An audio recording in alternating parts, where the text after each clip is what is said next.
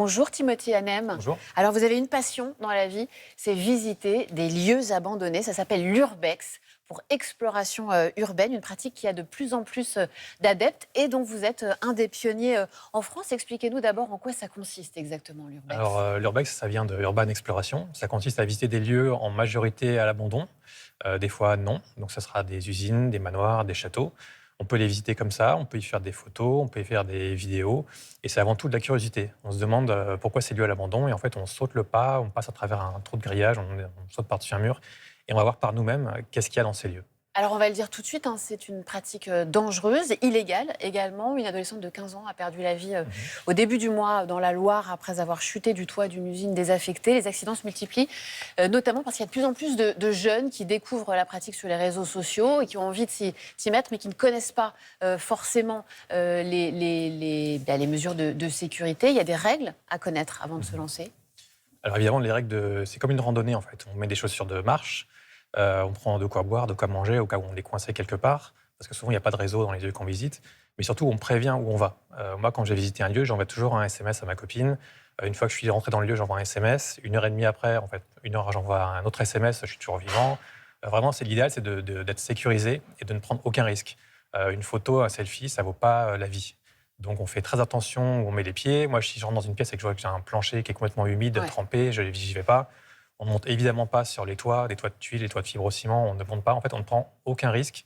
L'idée, c'est de se promener tranquillement, de faire des photos, de ramener un bon souvenir photographique ou une vidéo, mais de rentrer vivant, évidemment, quoi. Et on les voit, ces images et ces vidéos que vous publiez sur votre site. Il y a cet ouvrage également qui est sorti là, il y a quelques mois.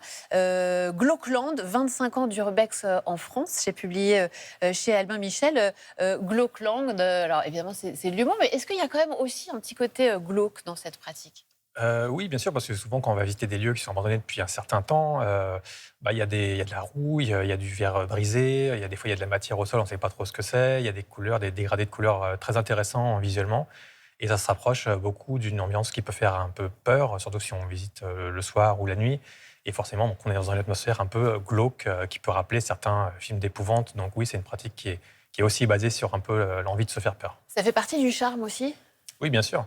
Alors, l'envie de se faire peur, mais toujours dans de bonnes conditions, jusqu'à une certaine limite. Qu'est-ce qui vous plaît tant dans cette pratique ? C'est le frisson, le goût de la liberté ? Ouais, alors oui, le goût de la liberté, évidemment, puisqu'on est dans un lieu qu'on peut visiter comme en toute liberté, comme une sorte de musée où on pourra aller voir ce qu'on veut. Il y a aussi le fait de partir loin de chez soi le temps d'une journée ou d'un week-end ou d'une semaine, si on fait un road trip, en toute liberté. Il y a cette phrase qui revient tout le temps. On se demande quelle était la vie des gens qui vivaient ici. Et alors, pour le savoir, vous menez des véritables enquêtes. Au-delà de l'exploration, il y a un vrai travail pour savoir qui vivait là, qu'est-ce qui a pu se passer dans ces endroits. C'est ça, c'est quelque chose que je fais à chaque fois en revenant de ma visite. J'essaie de trouver des informations sur les gens qui ont vécu là, pourquoi le lieu a été abandonné, qu'est-ce qui s'est passé. Et après, j'en fais un petit compte-rendu sur mon site, en restant assez flou pour ne pas que tout le monde devine où est le lieu, puisqu'une des règles de l'urbex, c'est de ne pas dire où sont les lieux, justement pour pas que tout le monde y aille et se blesse ou finisse par mourir. Vous découvrez parfois des histoires étonnantes ? Oui, bien sûr, on peut trouver des documents d'archives, des choses assez glauques, justement, des fois, mais aussi des choses plutôt heureuses, des témoignages de vie passée qui sont assez magnifiques, quoi. C'est comme un voyage dans le temps. Quelle est la découverte la plus incroyable que vous ayez faite ? Alors, la découverte la plus incroyable, c'est que j'ai visité un orphelinat abandonné en 2007-2008.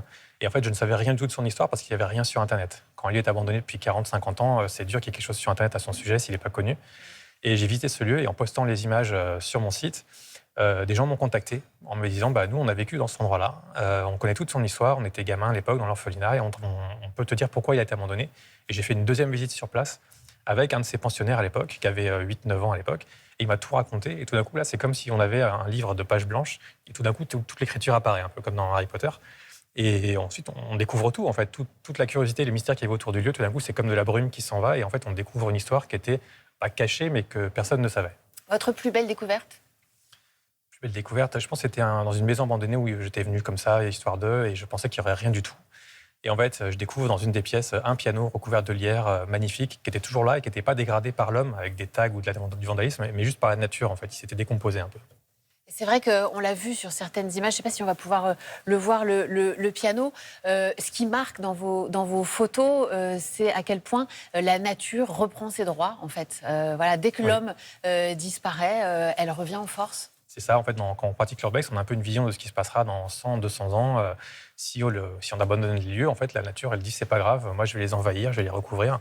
Et quelque part, le lieu est mort, mais en même temps, il revit. Puisque, en fait, quand un lieu est envahi par la végétation, il y a des fleurs, il y a des plantes, il y a des oiseaux, des animaux. Et quand on fait ce genre de visite, on peut très souvent tomber sur des animaux et voir que ces lieux sont très vivants, en fait. Il y a beaucoup de lieux abandonnés ou il y en a de moins en moins? Il y en a beaucoup et il y en a de moins en moins, puisque c'est vrai que beaucoup finissent par être rasés. Parce que des fois, les mairies n'ont pas les moyens de les retaper, ça coûte de l'argent. Ou des fois, ils sont rénovés, c'est un peu plus rare. Et puis, des fois, ils arrivent qu'ils soient démolis parce que justement, personne s'est blessé dedans ou est décédé. Et la mairie décide de prendre une mesure radicale et de raser le lieu. Ce week-end, vous partez en exploration, Timothée Hannem? Non, ce week-end, c'est repos. Ah, repos ce week-end. Bon, alors on va pouvoir découvrir votre livre et donc vos plus belles explorations, 25 ans d'urbex en France. Glauque-Langue, ça s'appelle, aux éditions Albin Michel. Merci d'être venu nous parler Merci de beaucoup. votre passion ce matin.